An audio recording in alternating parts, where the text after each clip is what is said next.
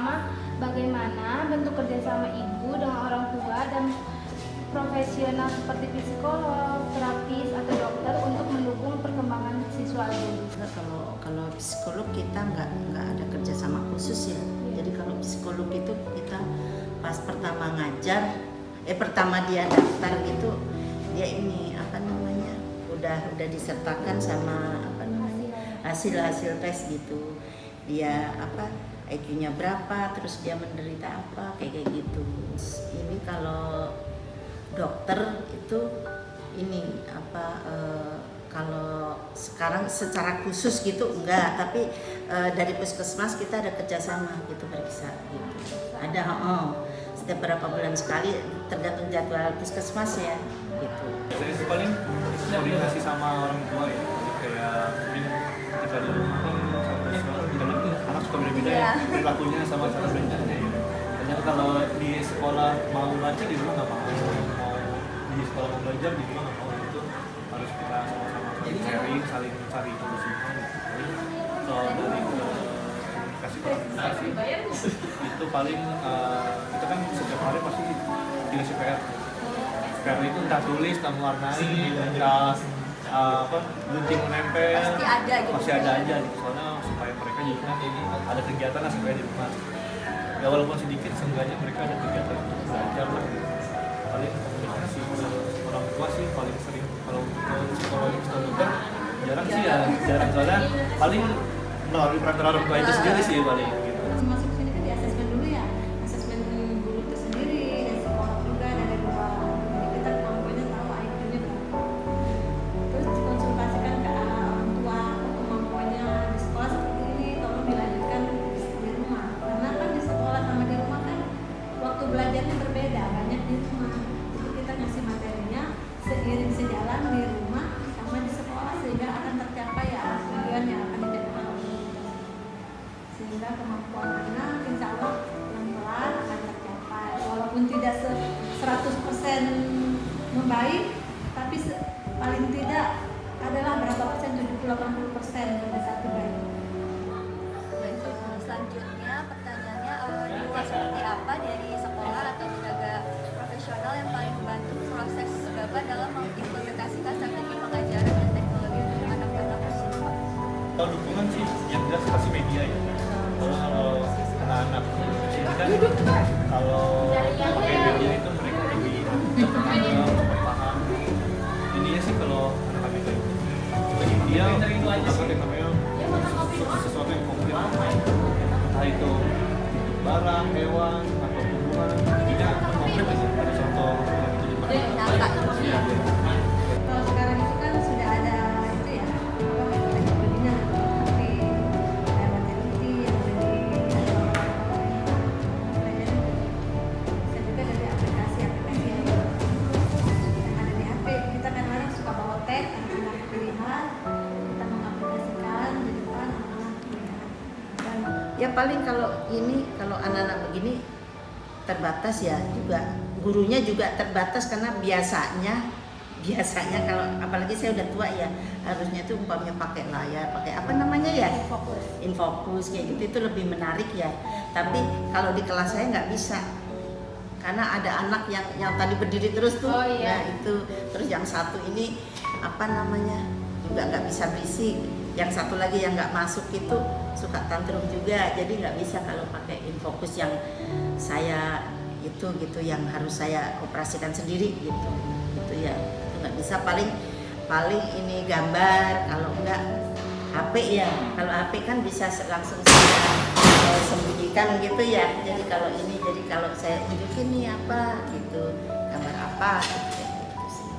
Strategi atau pendekatan pembelajaran apa yang paling efektif menurut Ibu untuk membantu siswa berkebutuhan khusus dan bagaimana Ibu mengintegrasikan penggunaan teknologi dalam strategi tersebut di lingkungan sekolah? SLB sendiri kan bermacam-macam kebutuhannya ya, ada lingkungan, tapi satu kelas juga seandainya 5 anak kebutuhannya berbeda-beda. Jadi kita untuk memberikan materi juga harus asesmen dulu anaknya. Oh anak ini seperti ini, anak ini seperti ini. Jadi materinya dia sesuai sesuai kemampuan anak.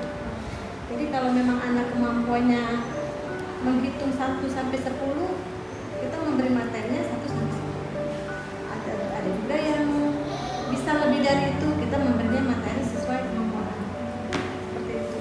Anak begini kalau sebangsa teknologi gitu, kalau kita gini kurang ya, dia mereka berulang aja gitu. Jadi diulang terus, jadi kayak membaca gitu.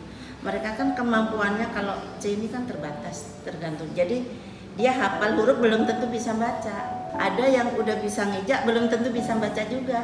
Nah, gitu emang kemampuannya, batas maksimal dia begitu gitu. Jadi kita nggak bisa maksakan gitu. Paling kita iniin ke orang tua ya gitu, kalau nonton TV gitu itu yang ini ya, yang kan ada pendidikan ya. Nah itu nggak bisa itu. Juga kadang kalau ini, walaupun ini SMA saya masih ngajarin baca, dikte kayak gitu masih gitu, karena mereka kemampuannya emang belum bisa baca, karena ini kelasnya termasuk yang berat. Nanti kalau di sini pembelajaran itu masih mengajari membaca. Masih, walaupun SMA masih baca, nulis itu masih ada yang sampai lulus juga masih titik-titik belum bisa gitu. Ada gitu. Jadi jangan bayangin SMA di sini kayak SMA di luar, beda gitu. Makanya kita ini fokusnya itu bukan belajar materi ya, lebih banyak skill life. Jadi lebih banyak buat keahlian buat kehidupan dia gitu. Kalau saya sih biasanya setelah belajar itu pasti saya pendekatannya secara holistik. Jadi pendekatan dari hati-hati sama siswa. Jadi kita harus jadi teman dekat mereka dulu. Kalau ini karena kita murid spesial ya, jadi kita juga harus spesial itu untuk mereka. Jadi kita bagaimana kita cara mengambil hati mereka supaya merasa nyaman, merasa klop, merasa. Jadi sehingga pelajaran untuk kedepannya mereka juga enjoy. Terima kasih atas jawabannya. Ya. Baik Pak, wawancaranya sudah selesai. Terima kasih dan maaf banget kalau kamu waktunya. Terima kasih buat wajah yang menyenangkan. Terima kasih. Dapat ini wawancara ibu terkait perkembangan anak ibu dan kegiatan anak ibu di sekolah ini. Bagaimana ibu melihat perkembangan anak ibu selama bersekolah di sini, Bu? Tambah bagus, tambah ada kemajuan gitu. Baik Ibu. Dan apa Ibu juga pernah berkonsultasi dengan profesional seperti psikolog, terapis atau dokter terkait perkembangan anak Ibu? Itu pasti pernah dengan dokter, dengan terapis. Terima kasih Ibu. Halo semuanya, perkenalkan nama saya Nafita Salsabila. Nama saya Rehana Nabila. Kamu? Metode Syariah Siva Fitriana. Oke, pertanyaan buat Rio. Rio, di sini kamu punya, di sekolah ini kamu punya teman enggak? ada Ada berapa? 3, Ada 3. Siapa aja namanya? Alif dan Fitri. Alif, Fitri, dan Rio. Ya. Nah kalau untuk Syifa, Ada sih punya teman siapa aja namanya? Ada 10 orang. di kelas. Di kelas Rio. Biasanya kamu di sini sama teman-teman yang bertiga suka main apa? Suka baca atau main Nyanyi apa? lah. Nyanyi. Ada yang membaca. Kamu membaca, suka membaca? Iya. Terus apa lagi? Main apa tuh jahil-jahilin aja lah, bercanda gitu. Oh, bercanda. Pernah nggak ngerasa sedih, Leo? Pernah nggak ngerasa sedih atau takut buat sekolah? Enggak. Berarti nggak pernah sedih ya? Selalu bersemangat kalau mau sekolah. Nah, biasanya berangkat ke sekolah jam berapa? 7. Jam 7. Selesai? Pulang Jam 12. Jam 12. Banyak ya pelajarannya di sekolah ya? Enggak. Senang. seneng malah di sekolah banyak Senang, temen ya. banyak guru gitu. Jadi bisa main-main kalau di sekolah ya. Iya, pas jam istirahat. Tanya selanjutnya, dia punya nggak? Kayak punya cita-cita nggak? Ada. Cita-cita dia jadi apa? Pesawat. Hah? Pesawat? Pilot apa pesawat? Atau Ya. pesawat? Jadi pesawatnya atau jadi yang supir Pilotnya. pesawat? Pilotnya. Katanya pesawat. pesawat. Pesawat apa pilot? Pilot. Pilot. Semoga bakatnya ya Rio, kalau misalkan mau jadi pilot, berarti Rio harus belajar, harus semangat, jangan lupa berdoa ya, biar bisa jadi pilot. Jadi atlet. Oh atlet apa itu? Atau sekarang atlet bola tangan. Wah, atlet bola tangan. Wih. Yang tahun 2017 itu saya dikirim ke Medan. Wih, hebat. Tahun 2022 ke Semarang, Jawa Tengah. Wih,